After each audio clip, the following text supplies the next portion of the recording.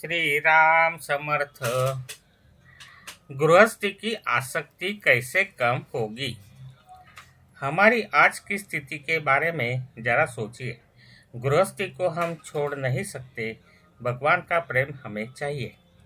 हमारी यह इच्छा है कि गृहस्थी के प्रति हमारा जो प्रेम है उसका त्याग न करते हुए हमें भगवान के प्राप्ति का संतोष हो।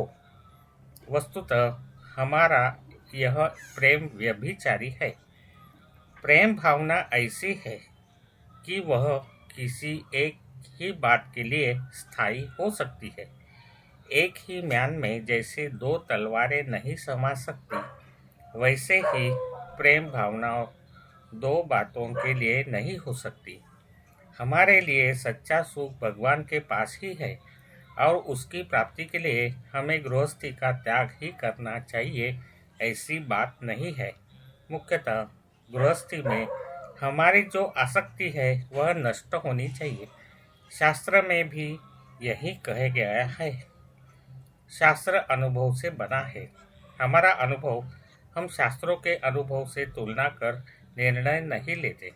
गृहस्थी का असली मोल कितना है, यह जब तक हम जान नहीं लेते तब तक हमारी उसके बारे में जो आसक्ति है वह कम नहीं होगी।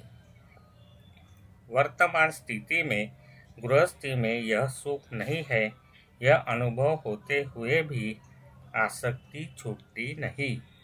यह आसक्ति छूटने के लिए कौन सा मार्ग है, यह जानना जरूरी है। गृहस्थी की हमें कितनी जरूरत है। कोई व्यक्ति जब टहलने के लिए जाता है तब हाथ में लकड़ी लेता है, तब ऐसा कोई नहीं कहता कि हाथ में लकड़ी लेना भूषण है। उसी प्रकार गृहस्थी की भगवान तक पहुंचने के लिए आधार मात्र की ही आवश्यकता है। गृहस्थी का भार संभालते हुए उसकी आसक्ति कम होकर भगवान के प्रति प्रेम निर्माण होने के लिए शास्त्रों के द्वारा निर्माण किए हुए बंधनों का पालन हमें करना चाहिए और उसके लिए हमें अपने आचार विचार और उच्चार का अनुकरण करना जरूरी है। यदि हम संस्कारों के अनुसार बर्ताव करेंगे तो हमें निश्चय ही निवृत्ति की भावना निर्माण होगी, क्योंकि हमारी प्रवृत्ति भी पूर्ण निवृत्ति पर ही है, इसमें संदेह नहीं। अब इसके बाद हम अपना धंधा प्रभु राम के नाम से प्रारंभ करेंगे तो लाभ या हानि जो भी कुछ होगी उसकी होगी। गृहस्थी सदाचार से करे। सदाचार मूलतः सबकी नींव है। नीति धर्म का आचरण हो। नीति धर्म के बंधन हमारे विकारों पर संयम करने के लिए ही है। विचारों से बहुत पवित्र रहे।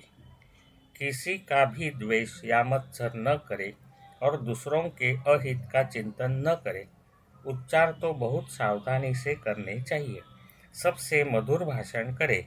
जिस जिह्वा से हम भगवान का नामस्मरण करते हैं उससे दूसरों के अंतःकरण को वेदना न होगी, इसके लिए जागरूक रहे। यह ध्यान में रखे कि जब किसी के अंतःकरण को वेदना या पीड़ा होती है तो हम भगवान को ही पीड़ा देते हैं। आज का बोध वचन। गृहस्थी से मन हटाकर भगवान की ओर लगाए, उसमें संतोष है। जय श्री राम। जानकी जीवन स्मरण। जय जय राम।